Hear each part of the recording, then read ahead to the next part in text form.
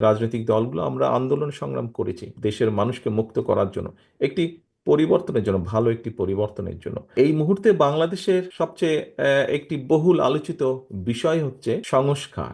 আমরা এখানে যেই রাজনৈতিক দলগুলো আছি, এই রাজনৈতিক দলগুলো বিগত 15 বছর ধরে, মোটামুটি এখানে উপস্থিত সকল রাজনৈতিক দলগুলো আমরা বিগত 15 বছর ধরে আন্দোলন সংগ্রাম করেছি আমাদের হারিয়ে যাওয়া বা ডাকাতি করে নেওয়া অধিকারকে প্রতিষ্ঠিত করার জন্য, জনগণের সেই অধিকার।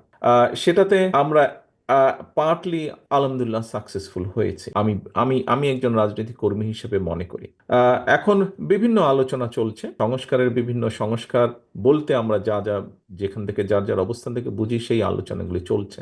যেই কথাটি বলছিলাম যে আমরা রাজনৈতিক দলগুলো এখানে যারা আছি, ছোট বড় মাঝারি যেভাবেই বলি না কেন, বিষয় সেটি নিয়ে, বিষয় হচ্ছে রাজনৈতিক দলগুলো আমরা আন্দোলন সংগ্রাম করেছি দেশের মানুষকে মুক্ত করার জন্য, একটি পরিবর্তনের জন্য, ভালো একটি পরিবর্তনের জন্য, মানুষের অধিকার, ভোটের অধিকার, কথা বলার অধিকার যেভাবে বলি সেটিকে প্রতিষ্ঠিত করার জন্য যারা আন্দোলন করেছি, সেই দলগুলো কম বেশি অনেকগুলো দল একসাথে বসে আমরা 31 দফা উপস্থাপন করেছি জাতির সামনে। সেই 31 দফা আমরা আজ থেকে প্রায় 2.5 বছর আগে, মোটামুটি কম বেশি 2.5 বছর আগে উপস্থাপন করেছি, যখন অনেকেই বলেননি সংস্কারের কথা।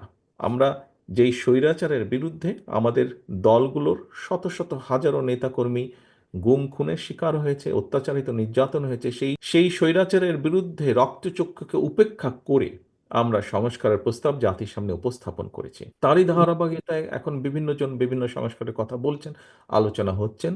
আমরা যেহেতু প্রথম উপস্থাপন করেছি 2.5 বছর আগে, আমরা তারপরেও এটিকে ওয়েলকাম করি। অবশ্যই জাতির ভালোর জন্য, মানুষের ভালোর জন্য, দেশের ভালোর জন্য যে কোনো বিষয়ে আলোচনা হতেই পারে। তবে এখানে একজন রাজনৈতিক কর্মী হিসাবে, একজন অ্যাক্টিভিস্ট হিসাবে আমি মনে করি কতগুলো বিষয়, অর্থাৎ আমাদের যে রাজনীতি, রাজনীতি আমাদের মূল লক্ষ্য কি? মূল লক্ষ্যই হচ্ছে জনগণ এবং দেশ।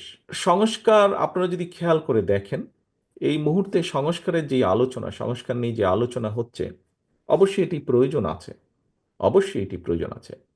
আহ, বাংলাদেশের যে সংসদ ব্যবস্থা, সংসদীয় ব্যবস্থা, এটি এক কক্ষ আছে, এটি দ্বিকক্ষ হলে কি কি ভালো হতে পারে সেটি নিয়ে আলোচনা হচ্ছে। সেটির পক্ষে বিপক্ষে সবই মতামত আছে। একজন ব্যক্তি দুবারের বেশি প্রধানমন্ত্রী, পরপর দুবারের বেশি প্রধানমন্ত্রী হওয়া উচিত নয়। অনেকে মনে করেন তাহলে স্বৈরাচারের যে প্রবৃত্তি, সেটাকে হওয়ার যে টেন্ডেন্সি, সেটাকে রোধ করা সম্ভব হবে।